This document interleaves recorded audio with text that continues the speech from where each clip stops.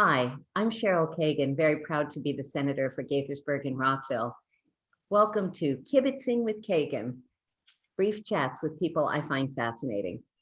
And my guest today is Sean Looney from Comcast. He is one of the most respected and well-liked lobbyists in Annapolis. Sean, thank you so much for taking the time to chat today. Thank you, Senator. Honored to be here. Thank you. So let's start with the profession of lobbying.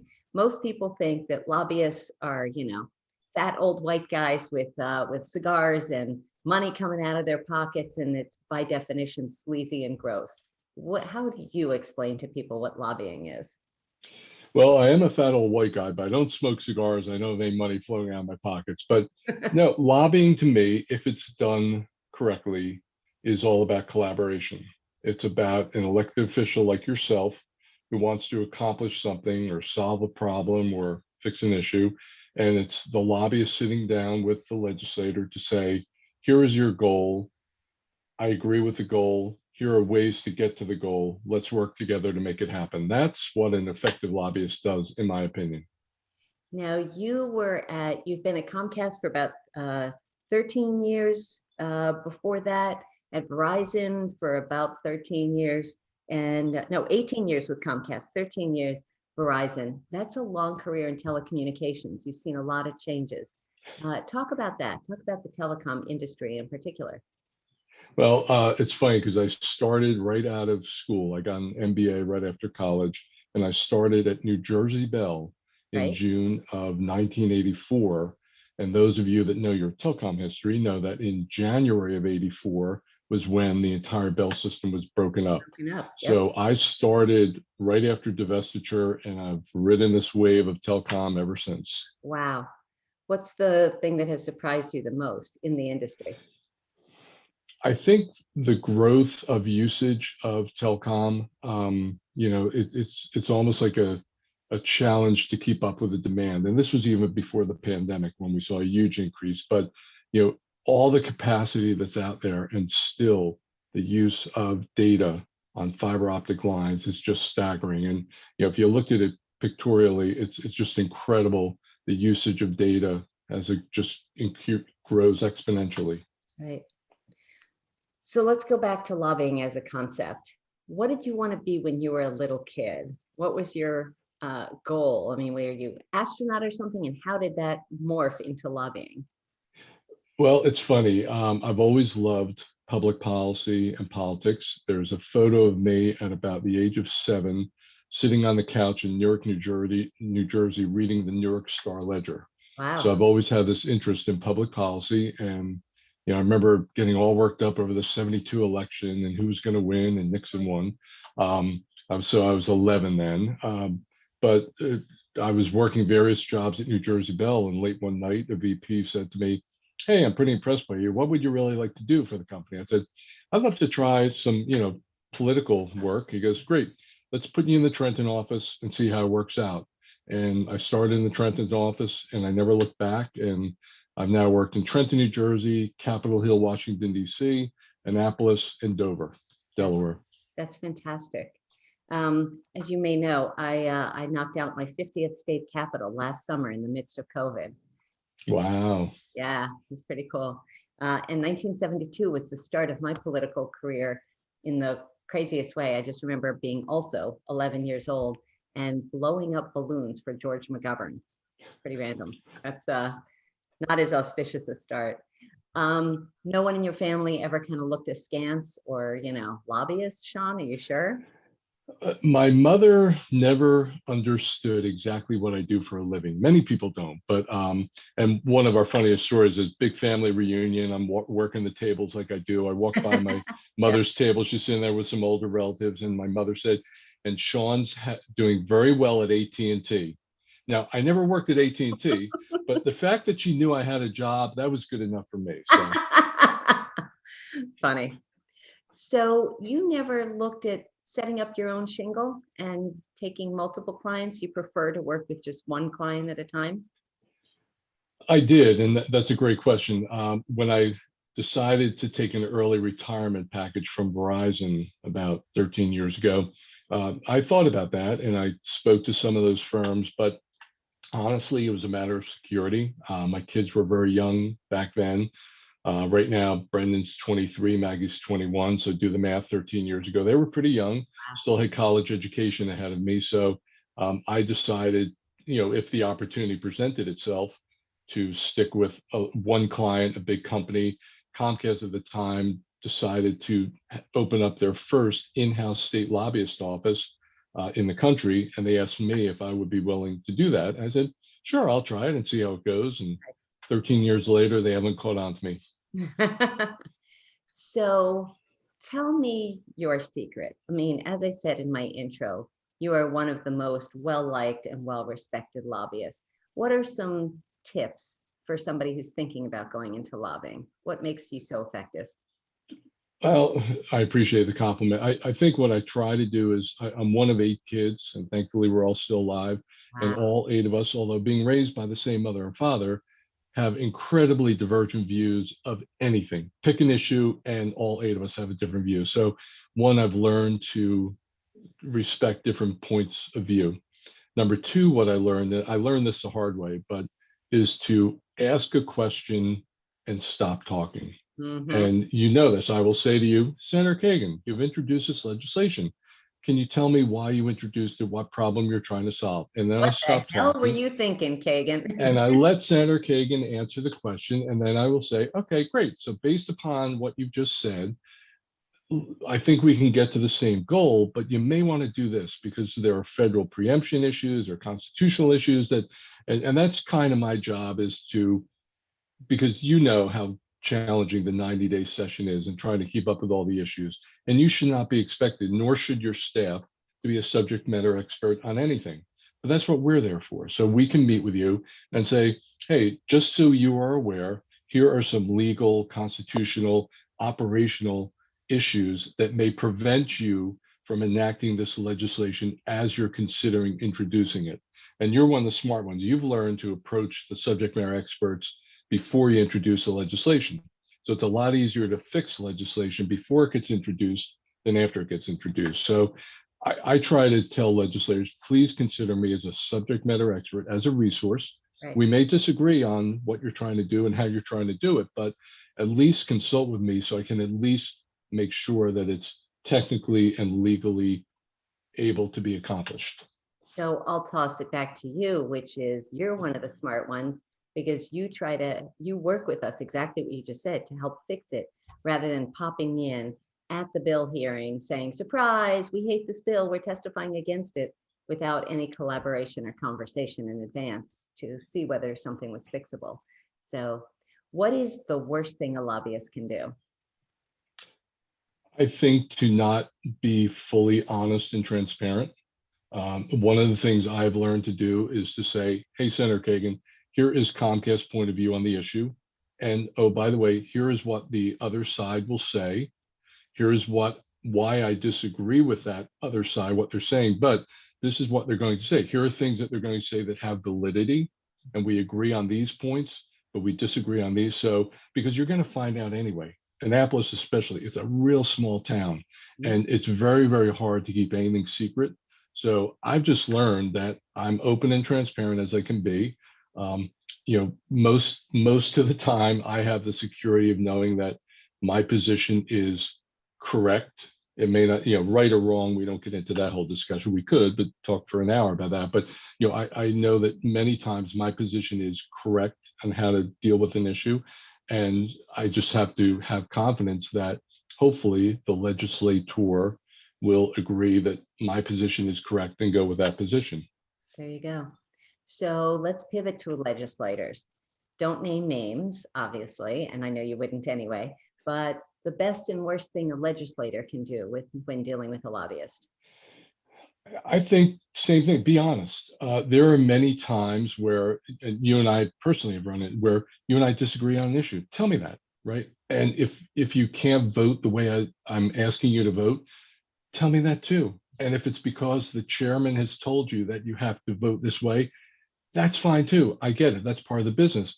And people like me get paid in many cases lots of money to come up with plan B, plan C, plan D. But I can't make my plan if you're not being honest with me. And again, one of the great things I can report is that in all my years, I think I just did my 26th session in Annapolis, I can count on one hand the times that a legislator has said to me, hey, Sean, I don't worry, I'm not going to vote for this bill. And then they end up voting for the bill in committee. That happens very, very rarely. Most of the time, legislators are honest with me and they say, Sean, I like you, I respect you, but I cannot give you the vote you want. I say, thank you very much, Senator. I appreciate your honesty.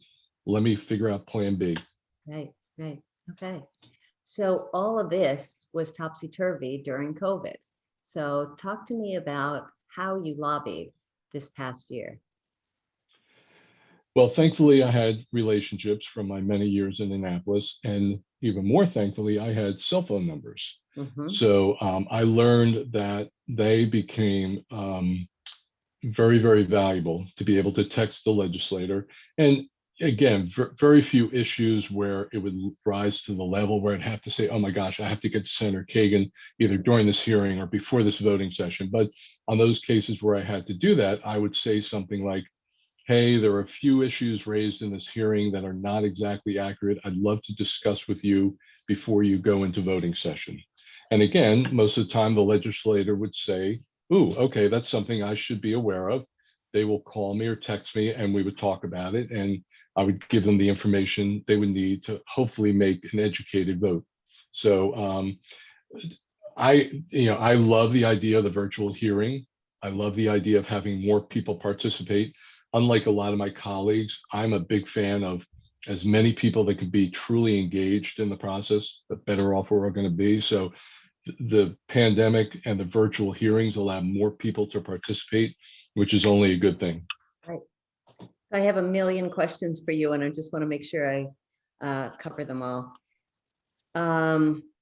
What is your proudest accomplishment? My proudest accomplishment is when I can help a nonprofit organization succeed with a bond bill or get some legislation they need.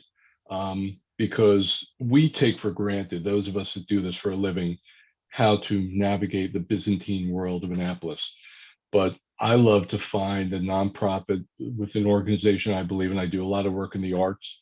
That's one of my questions for you. Yes. Okay. So the arts is a big thing. Maryland Hall for the Creative Arts is one of my favorites because my daughter Maggie danced there when she was 4 years old and Nice. I fell in love with the place. But former Speaker Mike Bush, who's one of the greatest men I've ever known in my life, he and I developed a very strong relationship working to do what we could to make sure that Maryland Hall would thrive. So now there are others that have succeeded him that also care about the arts. So I love working with the true advocates, people that don't get paid very much, but firmly believe in an issue, work so hard and helping them succeed in Annapolis. I do a lot of that, and that's the most gratifying part of my job. That's great. So I did notice, so you may or may not remember, I served 8 years on the Maryland State Arts Council when I was in the House of Delegates. And then 6 years as vice president of the Arts and Humanities Council in Montgomery County and all that. So I loved seeing in your LinkedIn profile and your bio, your commitment to the arts and the nonprofit sector. Is that something that Comcast or Verizon ever encouraged or expected from you, or is that a Sean Looney thing? And how do you pick organizations to serve, on their board? Yeah, the beauty of both those corporations that I've had the honor of working for, both believe in community service among its employees. They don't tell you what to be engaged in, but they strongly encourage you to be engaged in these activities. So Comcast has been fully supportive of everything I've done with the arts. They are a company that's in the community. They know the value of a strong community. So they've been fully supportive, which has been nice. That's fantastic. And how do you pick which organizations you would like to serve on their board or donate to, whether it's time or money or expertise? So the money part's easier. There's time and treasure, right? Treasure is easy. You write a check, right? So the ones that I'm more selective about is where I choose to devote my time. Because that's the most limited resource we have. I'm a big believer. You can always find money. You can never find more time. So, and that's what I look for. Is it something I believe in? I look at the leadership of the organization. I look at the fiscal strength of the organization. Are they going to survive? Do they manage the money responsibly? And then I'll choose to get engaged with the group then. Super. Is it ever hard to be nonpartisan? It's becoming harder, to be honest with you. Fortunately, not much of the partisan rancor that we see so often in Capitol Hill and Washington, D.C.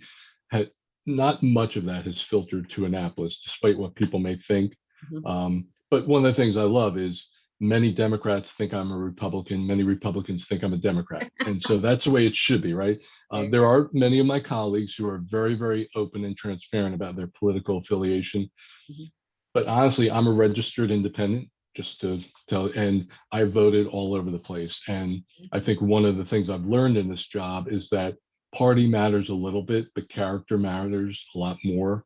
So I vote based upon the character of the elected official. Many times I know them personally, so I really know what their character is, and that dictates how I vote for them. So let's pivot to 911. I have been so blessed that you have served from the beginning on the commission that I chair, the Next Generation 911 Commission. And as folks who are watching this may have heard me say a million times, I've had 3 people die in my district when 911 has failed. And so we have been at the forefront nationally, upgrading and ready, preparing to transition to next generation 911. You've been a key part of that. Talk about the commission, what you've learned, and what you're impressed by or proud of in our work. Well, I've said this to you privately, and I've also said it publicly. I think someday at the University of Maryland, they're going to teach a course about next generation 911 in Annapolis and how Senator Kagan made that happen, because this is a really complicated, sometimes contentious issue, like many issues are. But I think you have done an amazing job, truly amazing, of getting that collaboration between those subject matter experts and elected and appointed officials to say, here's what I want to accomplish. I want to make sure that Maryland has the best next generation 911 system in the country. Let's figure out how to collaborate and get that done together. And it was a lot of work and a lot of time, which is required in public policy more often than not. So I'm just proud to be part of that effort, proud to say that I helped a little bit make sure that Maryland's next generation 911 system is state of the art. And you kind of have now created this process in which we can ensure going forward that 911 continues to be state of the art as new technologies arise, as new challenges arise. So I know you're proud of it, as well you should be, because it truly is something not to be taken for granted what you have accomplished with 911 in Annapolis. Thank you, Sean. I have to say that when you show up to testify for one of the 911 Commission bills, it just adds such an enormous amount of credibility, in addition to the 911 folks in their uniforms and the police and fire and all those representatives. But you are, again, so respected. You come in and you say, this is a good bill, we've worked it out.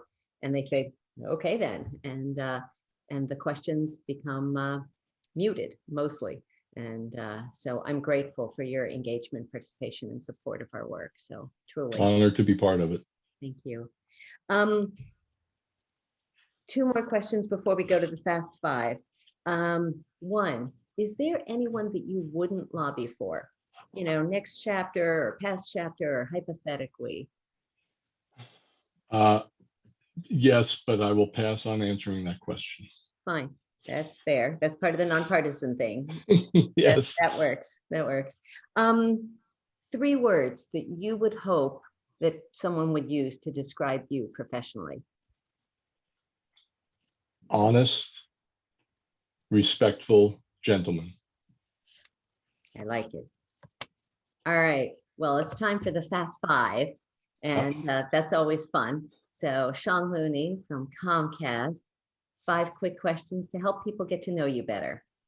First, who was the most influential mentor in your career, and what did she or he teach you? And I know that's not quite so fast, but love to hear about that. A man named John Dillon, who's retired. He was my, when I first came to Annapolis, he was the vice president of government affairs at Bell Atlantic, which later became Verizon. Former Marine, incredible character. One of the best things he taught me was wait 24 hours before you react to anything. Mhm. And that was probably 20 years ago when he gave me that advice. And to this day, it's the best piece of advice I've used, especially in Annapolis. So normally this is fast, but I have to add my experience with that. My friend and former District 17 colleague, the late Delegate Mike Gordon, used to say, you know, Delegate Kagan, you're really mad about that issue. I can tell. You should you should write a really mean letter and a very direct letter expressing your outrage, and then put it in a drawer. And then tomorrow take it out and read it. And if you still want to send it, put it back in the drawer and wait for the next day and read it again and all that stuff. And so it was very similar. And I would write a lot of those like snotty letters, and I doubt I sent very many of them. So that's great advice. Sean, if you could have a meal with anyone living or dead, whom would you choose? Barack Obama, just to ask him the challenges of being president and the challenges of being the first Black president of the United States. And I'd love to hear his thoughts about the systematic racism and how to deal with that moving forward. I believe it or not, I've listened a lot to him he does a blog with Bruce Springsteen and a podcast with him, and it's been fascinating, and I can't get enough, and I'd love to sit down and talk to him. That's great. What is your favorite sport to play or watch? Tennis. It's like my number one thing. I'm an old battered guy because of it. I played high school and college tennis, continue to play competitive recreational tennis, and it's keeps me off the psychiatrist couch, to be honest with you. Love that. That's great. At the end of a long, hard day in Annapolis, what's your guilty pleasure? Sitting down with my wife and kids and talking with them, especially when they were younger, because they would just bring me back to reality, because we deceive ourselves to think that what happens in Annapolis during 90 days is the most important thing in the world. And when you talk to your teenage daughter and teenage son about what's going on at St. Mary's in Annapolis, you realize, no, this is the most important stuff going on in the world. Making sure they get a good education and are happy and self-actualized and everything else. So, and talking with my wife, who's my best friend in the world. That's fantastic. I love that. The fifth question, Sean, the one that I ask everyone. Sean Looney, what is your hidden secret superpower? What is something you're really good at that most folks can't do? One, play tennis pretty well, but number two, sing. Believe it or not, I'm a pretty good singer. I did a lot of high school and summer stock theater. Wow. Whenever I retire, that will be something that I hope to return to community theater and get back up on stage, because it's the most thrilling thing in the world. I love that. I totally didn't know that about you. You don't get many opportunities to sing in Annapolis, so I don't think you would know that. That's fantastic. Well, I've had a concert series this would be my 19th year of hosting concerts. So, well, Sean, you and I go back a very long time, and I couldn't wrap this up without acknowledging at the very beginning, my first term in the House of Delegates, when you and I were in a photo on the front page of the Montgomery Gazette on my condo and homeowner association bills. It took 4 years, but we got that done. And you were on the front page twice with me working on those issues. And you have been a coach and a mentor and an ally and a thoughtful presence throughout my legislative career. And I just want to say thank you for all that you've done. And thank you for joining me today for this conversation. My honor, and humbled to be here. And please, we need people like you in Annapolis, so don't plan on going anywhere, please. Thank you, Sean. Stay well, stay safe, go sing a song, and enjoy the tennis courts. See you soon.